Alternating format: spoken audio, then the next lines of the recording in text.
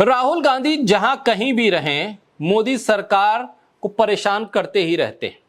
मोदी सरकार के समर्थक गैंग और समर्थक लोगों के लिए कुछ ना कुछ कंटेंट देते ही रहते हैं। राहुल गांधी देश में रहते हैं तो लोगों से मिलते हैं, उनसे बातचीत करते हैं। ये भी एक बहुत बड़े वर्ग को नागवार गुजरता है। लोग कहते हैं कि ऐसा क्यों कर रहे हैं राहुल गांधी। नेता प्रतिपक्ष बनने के बाद राहुल गांधी के तेवर और तल्ख हो गए हैं, बयानों में और कॉन्फिडेंस आ गया है। और मौजूदा सरकार के कॉन्फिडेंस को गिराने के लिए राहुल का इतना कॉन्फिडेंस काफी है। ऐसे में राहुल गांधी अब विदेश दौरे पर हैं, अमेरिका गए हैं, 3 दिन का दौरा है और वहां से भी बयानों की झड़ी उन्होंने लगा दी है। जब वो बयान देते हैं तो भारत में भी बैठे वो तमाम लोग जो राइट विंग कैटेगरी से आते हैं या उसके समर्थक हैं या उसके लिए काम करते हैं या घोषित प्रवक्ता के तौर पर टीवी डिबेट्स का हिस्सा बनते हैं, वो राहुल गांधी के हर बयान की बाल की खाल भी निकाल रहे हैं। लेकिन राहुल गांधी जो बयान भारत में देते हैं वही अमेरिका में देते हैं। उनके बयानों में कोई अदला बदली नहीं होती, यानी जो वो यहां कहते हैं वही बात वो अमेरिका में भी कह रहे हैं। राहुल गांधी ने सीधे सीधे लोकसभा चुनाव में निष्पक्षता पर सवाल उठाए।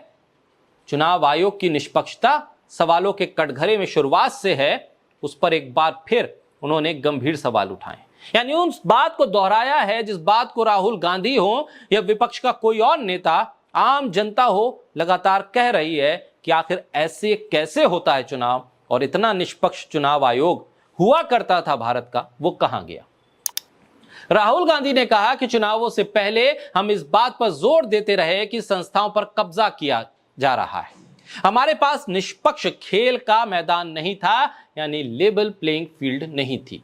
चुनाव में चुनाव आयोग ने शेरो शायरी के साथ साथ यह भी बताया था कि सबको लेवल प्लेइंग फील्ड मिलेगी, लेकिन जिस तरह से काम हुआ था चुनाव आयोग का, जिस तरह से नोटिसेस दिए गए थे और जिस तरह से चुनाव हुआ, वो कहीं से भी लेवल प्लेइंग फील्ड के दायरे में नहीं आता है।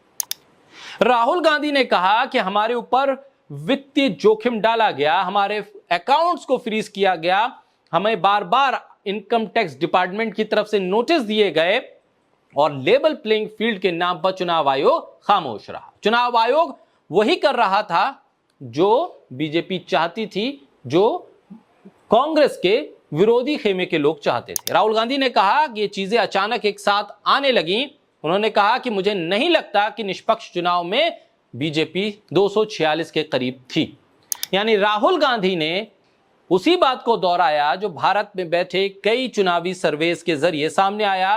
कई एजेंसियां इस बात को बता रही थी कि कितने वोट प्रतिशत का डिफरेंस है। चुनाव आयोग की तरफ से दिए गए आंकड़े और एक्चुअल में पड़े वोटों के बीच का अंतर यह बता रहा था कि यह डिफरेंस कहीं ना कहीं बीजेपी के लिए फायदेमंद साबित हुआ है। राहुल गांधी ने कहा कि मैं 2024 के लोकसभा चुनाव को एक स्वतंत्र चुनाव नहीं मानता, मैं इसे एक नियंत्रित चुनाव के तौर पर देखता हूं, जिसमें चुनावों की तारीख, चुनावों में दिए गए भाषण का कंटेंट, चुनाव आचार संहिता के खिलाफ दिए गए बयानों पर मिलने वाले नोटिसेस, सभी पर लगाम लगाई गई थी।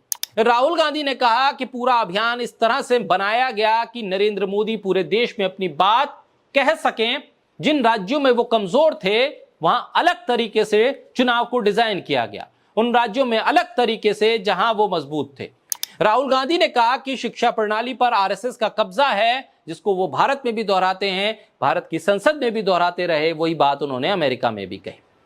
राहुल गांधी ने साफ तौर पे कहा कि मीडिया और जांच एजेंसियों पर कब्जा है। उन्होंने कहा कि हम ये कहते रहे हैं लेकिन लोगों को ये समझ में नहीं आ रहा था। मैंने संविधान को सामने रखना शुरू किया और मैंने जो कुछ भी कहा वो अचानक से फूट पड़ा। गरीब भारतीय, उत्पीड़ित भारतीय, भारत ने समझ लिया कि अगर संविधान खत्म हो गया तो पूरा खेल खत्म हो जाएगा।